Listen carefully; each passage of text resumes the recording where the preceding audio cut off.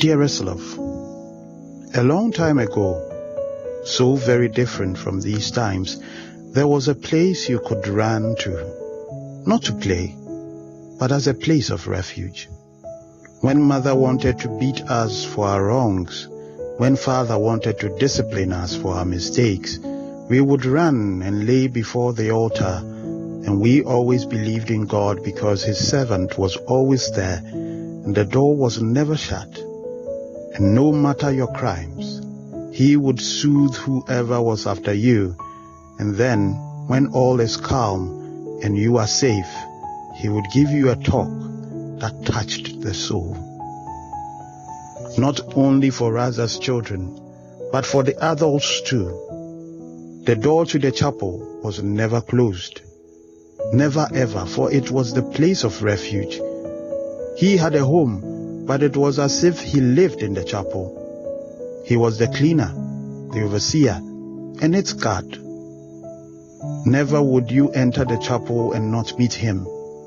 Sometimes by the altar in prayer, sometimes in the corner in Bible study, sometimes just walking as if floating among the pews, almost in a trance. Now I remember what this priest has said that long time ago. There will come a time when the place of refuge will be shut, and the place of counsel and solace can be accessed only by few, and on so special days and at a cost. As Christ died separating us from the world and thus tearing down the veil that separated all from the Holy of Holies, so our return to the world and its glories will bring the world into us, that the veil will once again be raised whole, that we would be separated from the Holy One once again. I wonder if this was not a prophecy of the times.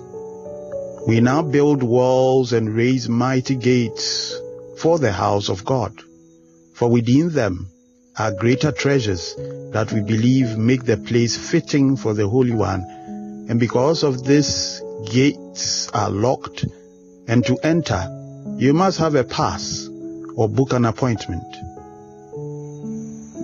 We have daily programs to bring people in, but they come in with their hearts closed, as the chapels are when there is no program, for within our hearts are our own treasures that we cannot allow anyone to steal. We are whole to the world, a place of fun and rest from the hard week's work, and fellowship to expect support and befitting burial.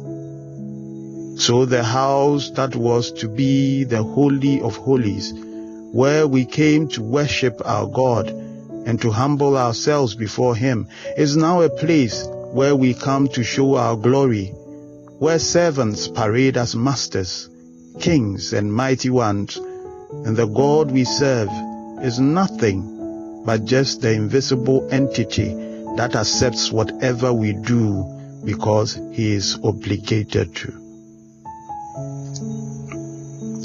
Long ago, I gave these commands to my people.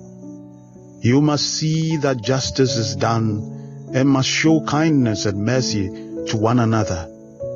Do not oppress widows, orphans, foreigners who live among you, or anyone else in need, and do not plan ways of harming one another. But my people stubbornly refused to listen. They closed their minds and made their hearts as hard as rock. Because they would not listen to the teachings which I sent through the prophets who lived long ago, I became very angry. Because they did not listen when I spoke, I did not answer when they prayed. Like a storm, I swept them away to live in foreign countries. This good land was left a desolate place, with no one living in it. Zechariah chapter 7, verse 9 to 14. It has happened before, and it can happen again, because we are no better than they that were before, if we go back to the same things they did. You ask and do not receive, because you ask wrongly to spend it on your passions. You adulterous people, do you not know that friendship with the world is enmity with God? Therefore, whoever wishes to be a friend of the world makes himself an enemy of God. Or do you suppose it is to no purpose that the scripture says, He yearns jealously over the Spirit that He has made to dwell in us? But He gives more grace. Therefore it says, God opposes the proud, but gives grace to the humble. Submit yourself therefore to God. Resist the devil, and he will flee from you. Draw near to God, and He will draw near to you. Cleanse your hands, you sinners, and purify your hearts, you double-minded. Be wretched and mourn and weep. Let your laughter be turned to mourning, and your joy to gloom. Humble yourselves before the Lord, and He will exalt you.